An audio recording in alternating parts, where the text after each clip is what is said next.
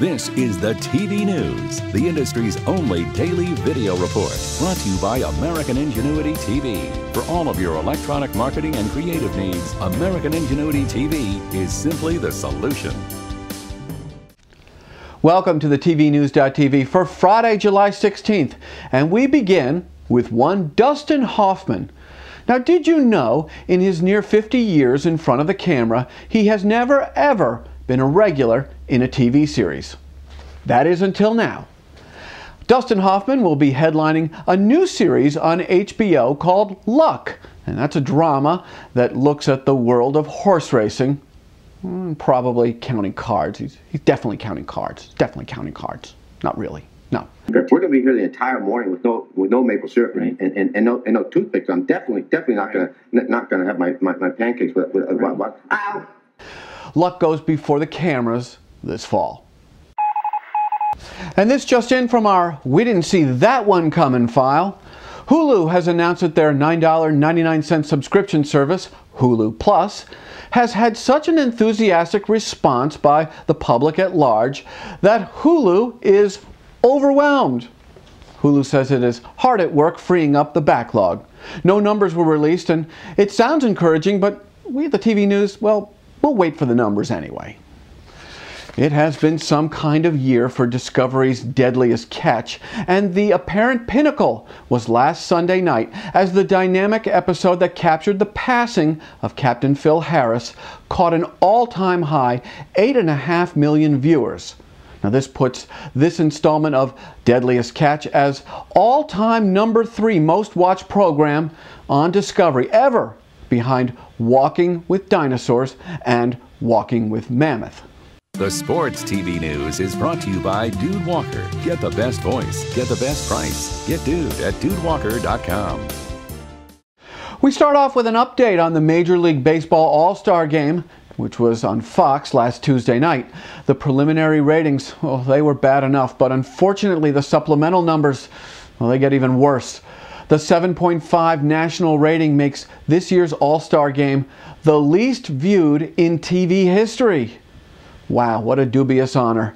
And as we explained yesterday, Fox just didn't have the promo muscle to flood viewers into this event. It's unlike ESPN, which recycled World Cup and LeBron-a-Palooza viewers into their highly rated All-Star Home Run Derby. Now joining us is our TV sports expert Eric Mackerlin, who has some revolutionary ideas to share about the Major League All-Star Game moving forward. Eric, hit us with your best shot. Thanks, Jeff. You know, I've been in the sports blogging game for a while now, and I've been faced with this question concerning the NHL All-Star Game in the past, and I've made a similar proposal there a couple of years ago, and I think I'd like to adapt it to baseball. And it goes something like this. First of all, fan involvement needs to stay front and center in these games, but we need to do something to give it a new twist to the event, to supercharge it. So in addition to having fan voting choose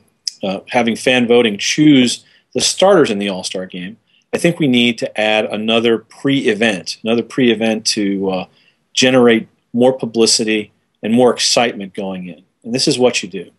In both the American and National Leagues, you have, basically the people who are in control outside of the starting position players are the managers who managed in the World Series the year before. I propose adding to their staffs, the most valuable player in each league from the previous season, as well as the Cy Young Award winners from each league in each previous season as well, to make a 3-person staff, In addition to electing all-star starters, what we're going to do is have an all-star online/television draft. So essentially, these 3-person staffs would select their own starting teams from the available pool of starters that the fans have selected. So in essence, we're getting rid of the American League and National League designation, but we're creating a whole new level of tension. Let's say this year you'd have Joe Girardi on one hand and Charlie Manuel on the other, being forced to pick players from the available pool who, one, might not be players for their own team, and two, might not be players from their own league. We're attempting to personalize things. We want to try to, give more focus to some of the league's bigger stars and get them more involved. what we would do is we would air this draft of talent live on ESPN maybe 7 to 10 days ahead of the actual All-Star game.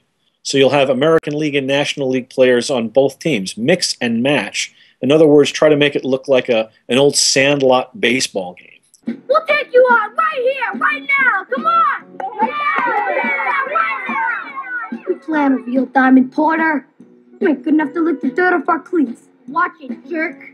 Shut up, idiot. Moron. Scab eater. Butt sniffer. Puss licker. Fart smeller. As a follow-up, you always need to select players to fill out your bench, the reserves.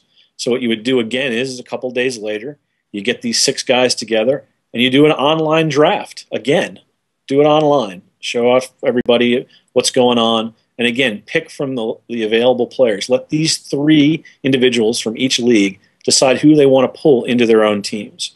It creates all sorts of new excitement, all sorts of new levels of attention and involvement. I think that it would be a great idea. I think that the leagues have to find some way to re-energize this old standard all-star format that, while it is classic, seems to, at least in the eyes of the television viewers in this country, have run out of gas. What do you think, Jeff? Well, I think that desperate times, make for desperate action. And this, I think that Major League Baseball needs to consider, new ideas, new ways and means, and they should at least consider and explore it. I took the liberty of running it past a couple of people who are kind of, in and around, the sports industry at pretty high levels, and they basically told me I was crazy. But you know what? You can't deny what's happening. If people are losing interest, you've definitely hit the head on creating a new promotional vehicle. The problem is going to be, dismantling the classic aspects of the Midsummer Classic. So it's jaw-dropping. I will give you that. It is jaw-dropping. I like it. I think is it going to kill people to try it for 1 year? I don't think so. So I say, consider it, try it. Future events and opportunities brought to you by Sando Communications. Sound judgment, solid credibility, and superior results. This is Sando Communications.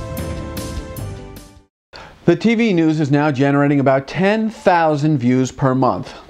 Not bad for only 10 months in the business, and we have you to thank for it. Now is the time to jump on board as a sponsor of the TV news. To find out more, hit us with an email at advertise@thetvnews.tv. It's just about that time to start planning for the 2010 CTAM Summit. It happens in New Orleans this October. For more information, log on to ctam.com/events. And that about does it for this edition of the TV News. Now we'll be back on Monday with a fresh edition. In the meantime, you can catch any edition that you have missed in our archives. I'm Jeff Grimshaw. We thank you very much for watching, and as always, go out and make it a great weekend. The TV News has been brought to you by American Ingenuity TV. For all of your electronic marketing and creative challenges, American Ingenuity TV is simply the solution.